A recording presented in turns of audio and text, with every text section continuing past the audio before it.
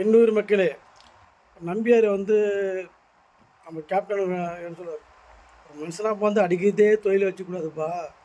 ஏதாவது மக்கள் இதுனா போனால் நம்ம போக போகிற நேரத்தில் ஏதாவது ஒரு செடியாவது நட்டு போனால் அது மரமாக 4 பேர் நிகழ்வு கொடுக்கணுன்னாரு. அது உண்மைதான். எங்கள் தாத்தா நன்மை செய்துட்டு போனார். அவர் அவர் அவர் அனுபவிக்கலை. அவர் புள்ள எங்கள் அப்பா வாழ்ந்தார். அவரும் கொஞ்சம் அப்படின்னா அனுபவிக்கல. நாங்கள் ஒரு 5-6 பேர் கொஞ்சம் அனுபவிச்சு போய் காலத்து ஓடிங்கிறோம். என் பிள்ளைங்க அதை பற்றி என்னது தெரியுமா?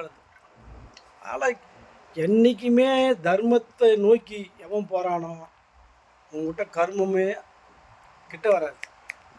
தர்மத்தை நோக்கி என்றைக்கு எவன் ஒருத்தன் போகிறானோ உங்கள்கிட்ட கர்மமே வராது.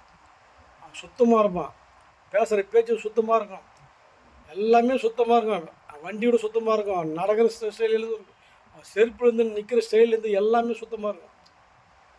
கர்மம் முடிச்சுவேன் எல்லாமே அழுக்காக தான் இருக்கும். நான் கண்ட உண்மை. அதுக்குன்னு யாரும் தப்பு சொல்ல. நல்லா இருந்தால் தர்மன்றானுங்க, கொஞ்சம் கருப்பாக கொஞ்சம் குளிக்காமல் இருந்தால் கொஞ்சம் கருமன்றானுங்க. எனக்கே கம்பெனியில் அது போல் என்னை அது போல் மாட்டி வச்சாங்க. நான்லாம் கம்பெனி வேலை செய்ய சொல்ல என்னை டீயே தர மாட்டானு. கருப்பாகிற உத்தாகிற தலை சொஞ்சி கிடப்பேன். அப்படி யார் தலை வர்றது யார் இதுன்றது.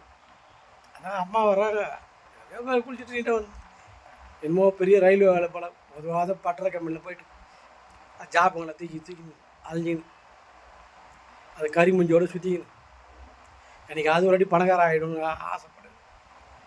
ஒரு மயிராக முடியாது. அவன் தான் நம்ம வயசு எங்கள் முதலாளி தான் பணக்காரம் ஆகணும் வேண்டி நாங்களாம் பிச்சைக்காரன் தான் ஆகிட்டோம்.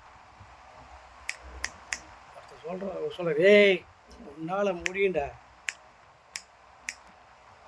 நீங்கள் தானே தொழில் செய்யடா, ஒரு பஞ்சர் போடு, ஒரு சின்ன ஒரு இது வண்டி தொழில் எதுவும் நீ உன்னால் முடியாததுங்கிறதுடா. நீ தான்டா பணக்காரன். நீ அவங்க கூட போனால் அவன் பணக்காரன், புரிஞ்சுக்கோ.